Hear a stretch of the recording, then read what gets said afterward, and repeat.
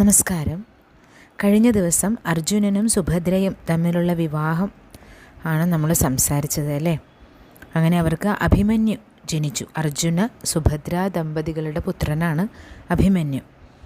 കൃഷ്ണൻ അവനെ ജനനം മുതൽക്ക് തന്നെ ലാളിക്കുന്നതിൽ തൽപരനായിരുന്നു. അവൻ അർജുനനിൽ നിന്നും ധനുർവേദമെല്ലാം പഠിച്ചു. അർജുനൻ അവനെ ആയുധവിദ്യയിൽ ശാസ്ത്രീയമായും പ്രായോഗികമായും തന്നോട് തുല്യനാക്കും വിധം വിദ്യകൾ അഭ്യസിപ്പിച്ചു. പാഞ്ചാലിയിൽ ധർമ്മപുത്രനെ പ്രതിവിന്ധ്യൻ എന്ന പുത്രനുണ്ടായി. ഭീമനെ സുതസോമൻ, അർജുനനെ ശ്രുതകർമാവ്, നകുലനെ ശതാനീകൻ, സഹദേവനെ ശ്രുതസേനൻ എന്നീ കുട്ടികളാണ് ദ്രൗപദിയിൽ ഉണ്ടായത്. ഇവരെല്ലാവരും അർജുനൻ്റെ അടുക്കൽ അസ്ത്രവിദ്യ പഠിച്ചു. ഇന്ദ്രപ്രസ്ഥത്തിൽ വാഴുന്ന കാലത്ത് ധൃതരാഷ്ട്രരുടെയും ഭീഷ്മരുടെയും ആജ്ഞപ്രകാരം പാണ്ഡവരെ പല രാജാക്കന്മാരെയും ജയിച്ച് കീഴടക്കി ധർമ്മപുത്രരെ സർവ്വലോകരും ആശ്രയിച്ചു. പ്രജകൾ ധർമ്മപുത്രരെ കണ്ട് ആനന്ദിച്ചു. അവർക്ക് അദ്ദേഹത്തിൽ അഗാധമായ ഭക്തിയായിരുന്നു. പ്രജകൾക്ക് രുചിക്കുന്നത് എന്തൊക്കെയെന്നറിഞ്ഞിട്ട് അദ്ദേഹം ചെയ്തു കൊടുത്തിരുന്നു. വളരെ പൂർണ്ണനായ ഒരു ഭരണാധികാരിയായിരുന്നു അദ്ദേഹം. അദ്ദേഹത്തിൽ നിന്ന് അന്യായമായ ഒരു വാക്കും പുറപ്പെട്ടില്ല. അസത്യഭാഷണമോ അപ്രിയ വാക്കുകളോ ഒരിക്കലും അദ്ദേഹത്തിൽ നിന്നും ഉണ്ടായില്ല. അപ്പോൾ ഈ ധർമ്മപുത്രരെ നമുക്ക് രാമായണത്തിലെ ശ്രീരാമനോടാണ് കൂടുതലും ഉപമിക്കാൻ കഴിയുക. പാണ്ഡവരങ്ങനെ സന്തുഷ്ടരായിട്ട് വാഴുന്ന കാലത്ത് ഒരിക്കൽ അർജുനൻ കൃഷ്ണനോട് പറയുന്നുണ്ട്, വാസുദേവ, യമുനാ നദിയിൽ സുഖമായിട്ട് കുളിച്ച് ആനന്ദിക്കാൻ പോയാലോ? ഇവിടെ വല്ലാത്ത ഉഷ്ണം തോന്നുന്നു. ആ അഭിപ്രായത്തോട് കൃഷ്ണനും യോജിച്ചു. ധർമ്മപുത്രരുടെ അനുവാദം വാങ്ങിയ ശേഷം പരിവാരങ്ങളോടുകൂടി അവർ യമുനാ തീരത്തേക്ക് പുറപ്പെട്ടു. ഗാണ്ഡവപ്രസ്ഥ ദേശത്തുള്ള കാട്ടിലെ അവർ ക്രീഡാലോലരായിട്ട് കഴിഞ്ഞു. യമുനാ നദിയും സർവ്വഭൂതങ്ങളുമുള്ള ഗാണ്ഡവവനവും കൃഷ്ണാർജുനന്മാർ കണ്ടു. എല്ലാ വന്യമൃഗങ്ങളുടെയും പന്നക രാജാവായിട്ടുള്ള തക്ഷകൻ്റെയും ആവാസ സ്ഥലമായിരുന്നു ആ വനം. പലതരത്തിലുള്ള വൃക്ഷങ്ങളും ജീവികളും ഒക്കെ അതിലുണ്ടായിരുന്നു. അതിനുള്ളിൽ പലയിടവും സഞ്ചരിച്ച് കൃഷ്ണാർജുനന്മാരെ എല്ലാം നോക്കിക്കണ്ടു. ഗാണ്ഡവം മുടിയുവാനുള്ള കാലമായി എന്ന് അപ്പോൾ കൃഷ്ണന് മനസ്സിൽ തോന്നുകയാണ്, കൃഷ്ണൻ മനസ്സിൽ കാണുകയാണ്. സ്ത്രീജനങ്ങൾ ഉൾപ്പെടെ എല്ലാവരും കാട്ടിലും യമുനാ നദിയിലുമൊക്കെ ആയിട്ട് കളിച്ച് തിമർക്കായിരുന്നു. ആ സമയത്ത് കൃഷ്ണാർജുനന്മാർ സമീപത്തുള്ള ഒരു നല്ല സ്ഥാനത്ത് പീഠത്തിലിരിപ്പായി. തങ്ങൾ മുൻപ് ചെയ്ത പരാക്രമങ്ങളെ പറ്റിയും മറ്റുള്ള പഴയ കഥകളൊക്കെ പറഞ്ഞ് അവരിങ്ങനെ കുറേ നേരം രസിച്ചു. അങ്ങനെ അവരെ സംസാരിച്ചുകൊണ്ടിരിക്കുമ്പോൾ തേജസ്വിയായിട്ടുള്ളൊരു ബ്രാഹ്മണൻ അവർക്കരികിലേക്ക് വന്നു. അവരെഴുന്നേറ്റ് അദ്ദേഹത്തെ വന്ദിച്ചു. ബ്രാഹ്മണൻ പറഞ്ഞു, ഞാൻ ബഹുഭോക്താവാണ്. നിത്യേന വളരെയധികം ഭക്ഷിക്കുക എന്നത് എൻ്റെ ശീലമാണ്. കൃഷ്ണാർജുനന്മാരെ, നിങ്ങൾ എനിക്ക് ഭിക്ഷ നൽകിയാലും. എന്ത് ഭക്ഷണമാണ് അങ്ങേക്ക് വേണ്ടത്?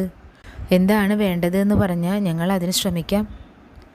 ഞാൻ അഗ്നിയാണ്. അപ്പോൾ ബ്രാഹ്മണൻ പറയാണ്, ഞാൻ അഗ്നിയാണ്, സാധാരണ ഭക്ഷണമൊന്നും എനിക്ക് ആവശ്യമില്ല. ബ്രാഹ്മണൻ തുടർന്നു, എനിക്ക് ഭക്ഷണമായിട്ട് വേണ്ടത് ഗാണ്ഡവ വനമാണ്. തൻ്റെ സഖാവായ തക്ഷകൻ ഇവിടെ താമസിക്കുന്നതിനാൽ ഇന്ദ്രൻ ഈ വനം കാത്ത് സംരക്ഷിക്കുകയാണ്. അതുകൊണ്ട് ഗാണ്ഡവ വനം ദഹിപ്പിക്കാൻ എനിക്ക് കഴിയുന്നില്ല.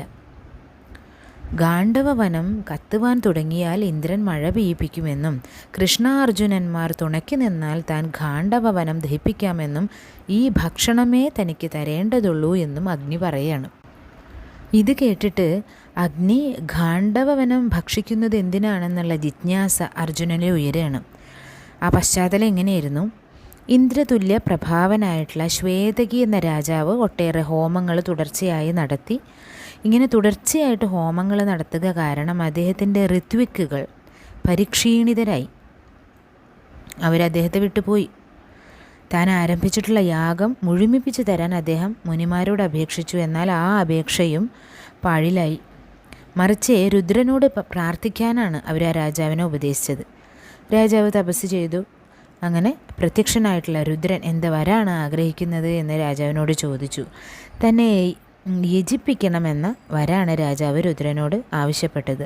12 വർഷം ബ്രഹ്മചാരിയായിട്ട് ശ്രദ്ധയോടെ ധാരധാരയായിട്ട് നെയ്യ് വീഴ്ത്തി അഗ്നിയെ തൃപ്തിപ്പെടുത്തിയാൽ ഉദ്ദിഷ്ടകാര്യം സാധിക്കും എന്ന് ഭഗവാൻ അരുളി ചെയ്തു.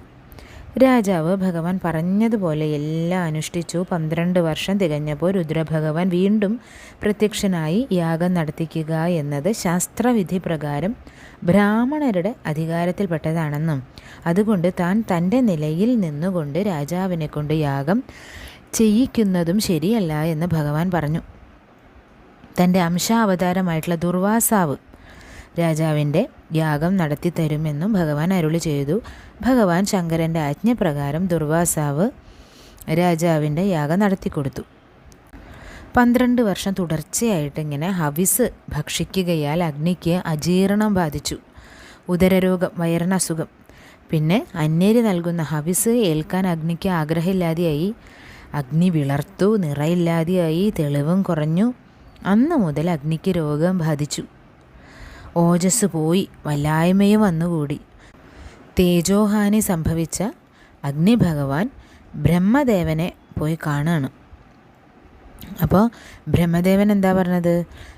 12 കൊല്ലം തുടർച്ചയായിട്ട് ഹവിസ് ഭക്ഷിച്ചതാണ് ഇതിന് കാരണമെന്ന് എനിക്കറിയാം. ദേവശത്രുക്കൾ വാണിരുന്ന ഗാണ്ഡവ വനം ദേവന്മാർക്ക് വേണ്ടി നീ പണ്ട് ഭസ്മമാക്കിയില്ലേ? അവിടെ ഇപ്പോൾ ധാരാളം ജീവജാലങ്ങളുണ്ട്. അവയുടെ മേധസ് ചെന്നാൽ നിൻ്റെ അജീർണത, ഉദരരോഗം നീങ്ങും. നീ പഴയ മട്ടിലാകും. ഉടനെ ചെന്ന് ഗാണ്ഡവവനം ദഹിപ്പിച്ചോളൂ. അഗ്നി പല പ്രാവശ്യം അങ്ങനെ ഗാണ്ഡവവനം ദഹിപ്പിക്കാൻ ശ്രമിച്ചു. എങ്കിലും അഗ്നിക്ക് അതിന് കഴിഞ്ഞില്ല. ശ്രമങ്ങളൊക്കെ ദേവേന്ദ്രൻ പരാജയപ്പെടുത്തുകയാണ്. അഗ്നി നിരാശയോടെ വീണ്ടും ബ്രഹ്മസന്നിധിയിലെത്തി വിവരങ്ങൾ ധരിപ്പിച്ചു. അപ്പോൾ ബ്രഹ്മാവ് ഉപദേശിച്ചു, അല്പകാലം കാത്തിരുന്ന നരനാരായണന്മാരുടെ സഹായത്തോടെ കാടിരിക്കാൻ നിനക്ക് കഴിയും. നരനാരായണോത്പത്തി അറിഞ്ഞ അഗ്നി ഏറെ കാലത്തിന് ശേഷം വീണ്ടും ബ്രഹ്മാവിൻ്റെ അരികിൽ ചെന്നപ്പോൾ കൃഷ്ണ അർജുനന്മാരെ പറ്റി പറഞ്ഞ് അവരുടെ സഹായം തേടാൻ ബ്രഹ്മാവ് നിർദ്ദേശിച്ചു. അർജുനൻ അഗ്നിയോട് പറഞ്ഞു, എനിക്ക് ദിവ്യാസ്ത്രങ്ങൾ അസംഖ്യമുണ്ട്. ഇന്ദ്രനെ തടുക്കാൻ അവ മതി. പക്ഷേ കയ്യൂക്കിന് ഒത്ത വില്ലെനിക്കില്ല. വേഗമെയ്യുമ്പോൾ ഒടുങ്ങാത്ത അമ്പുകളും വേണം. എൻ്റെ അമ്പ് താങ്ങാൻ തേരും പോരാ. വായുവേഗങ്ങളായിട്ടുള്ള ശുഭ്ര അശ്വങ്ങൾ, വെളുത്ത കുതിരകളും സൂര്യപ്രഭമായിട്ടുള്ള തേര്, ഇതൊക്കെ വേണം. വീര്യത്തിന് തക്ക ആയുധം കൃഷ്ണനും ഇല്ല. കാട്ടിൽ മഹാമാരി വർഷിക്കുമ്പോൾ പൗരുഷം കൊണ്ട് ഇന്ദ്രനെ തടുക്കാൻ വേണ്ടത് ഞങ്ങൾ ചെയ്യാം. അതിനു വേണ്ടി തക്കതായിട്ടുള്ള ആയുധങ്ങൾ ഭവാൻ തരണം. ഇതാണ് അർജുനൻ പറയണത് അഗ്നിദേവനോടെ. ഇത് കേട്ടപ്പോൾ അഗ്നിദേവൻ വരുണനെ ധ്യാനിച്ചു. സോമൻ്റെ വില്ലും ഒരിക്കലും അമ്പൊടുങ്ങാത്ത ആവനാഴിയും കപിധ്വജമായ രഥവും തനിക്ക് നൽകിയാൽ ആ ഗാണ്ഡീവം കൊണ്ട് അർജുനൻ അത്ഭുതങ്ങൾ പ്രവർത്തിക്കുമെന്ന് അഗ്നിഭഗവാൻ വരുണനോട് പറഞ്ഞു. കൃഷ്ണന് വേണ്ടി ചക്രവും അഭ്യർത്ഥിച്ചു. അഗ്നിയുടെ അപേക്ഷ സ്വീകരിച്ച് വരുണൻ അവയെല്ലാം നൽകി. ഗാണ്ഡീവവും കപിധ്വജമായിട്ടുള്ള രഥവും ഒരിക്കലും അമ്പുകളൊടുങ്ങാത്ത ആവനാഴിയും ഒക്കെ അഗ്നി അർജുനന് നൽകി. കൃഷ്ണന് ചക്രവും സമ്മാനിച്ചു.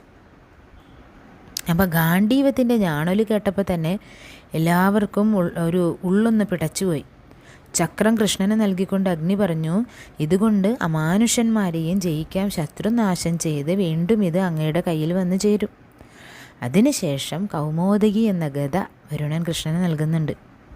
സുരാസുരന്മാരോടെല്ലാം എതിർക്കാൻ തങ്ങൾക്കിപ്പോൾ കഴിയുമെന്നും ഗാണ്ഡവ ദഹനം ആരംഭിച്ചു കൊള്ളാനും അർജുനൻ അഗ്നിയോട് പറഞ്ഞു. കൃഷ്ണ അർജുനന്മാരുടെ പരിരക്ഷയിലെ അഗ്നി ഗാണ്ഡവവന ദഹനം തുടങ്ങി. കാടിൻ്റെ 2 ഭാഗത്തും അവരെ ആയുധധാരികളായിട്ട് നിന്നു. ഒരു ജീവിക്കും രക്ഷപ്പെടാൻ മാർഗമില്ല.